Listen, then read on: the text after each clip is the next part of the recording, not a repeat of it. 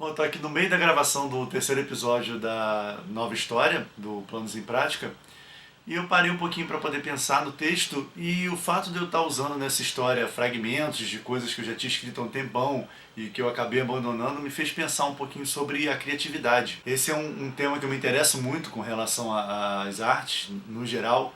E a criatividade para mim é o que isso tem de misterioso, né? Quanto mais a gente estuda, mais a gente aprende as técnicas e ferramentas novas para poder trabalhar, isso tudo é uma tentativa da gente domar, da gente tirar proveito desse fator, que é o que define a arte propriamente, né? A expressão criativa de alguma coisa. E a gente tem oposição à inspiração, ao surto criativo, aquela vontade de produzir que vem do nada.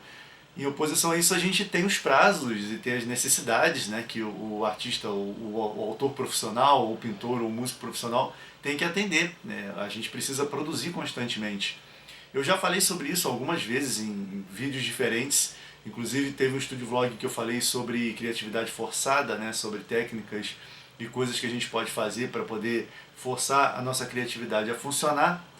E uma ferramenta, uma técnica é essa de você plantar coisas que às vezes não florescem em determinado tempo, mas você se manter sempre semeando, né, elementos, fragmentos, coisas que você vai poder reaproveitar algum dia.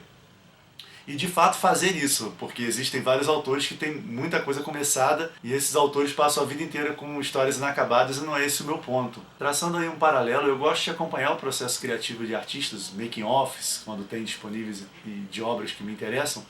Então eu fico estudando como é que determinados artistas trabalham e como eles lidam com a criatividade ou a falta de criatividade. E artistas que eu gosto de acompanhar, que são um bom exemplo dessa questão de semear para colher bem depois, são os caras do Metallica.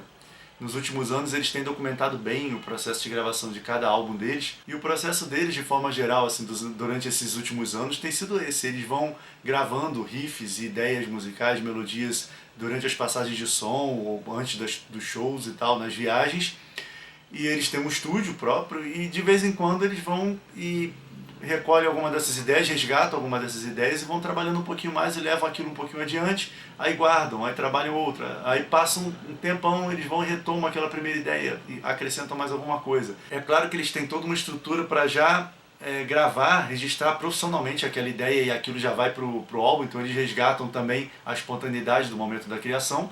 Nem todo músico pode fazer isso, mas isso é outra conversa. Mas o interessante é que eles descobriram esse método de trabalho que mantém, né, a criatividade deles fluindo, os álbuns vão sendo lançados, é claro que em intervalos de tempo muito maiores do que os primeiros, e a gente vê pelo making-off que eles fazem, e eles compilam os vários momentos de criação de cada música, que passam ali vários meses, às vezes um ano, entre a primeira sessão de composição e a seguinte, mas funciona para eles. Então eu estava pensando justamente nisso, que às vezes tem autores que não têm aquele fôlego criativo constante de sentar e trabalhar do início ao fim numa ideia e já deixar aquilo tudo pronto. Esse é um jeito interessante de trabalhar, semear vários trechinhos de histórias, ideias, mas sempre procurar retomá-las e complementar com alguma outra ideia nova. E outra coisa que eu passei a fazer também há alguns anos é não manter o foco numa história única durante muito tempo.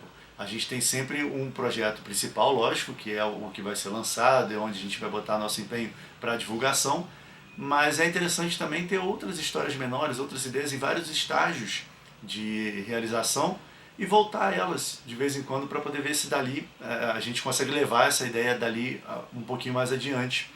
Isso também é um bom remédio para os momentos de falta de criatividade. Às vezes a gente não tem criatividade para aplicar em uma determinada direção, mas um outro texto que está parado há muito tempo, uma outra ideia que está encostada há muito tempo, de repente ali a gente consegue evoluir.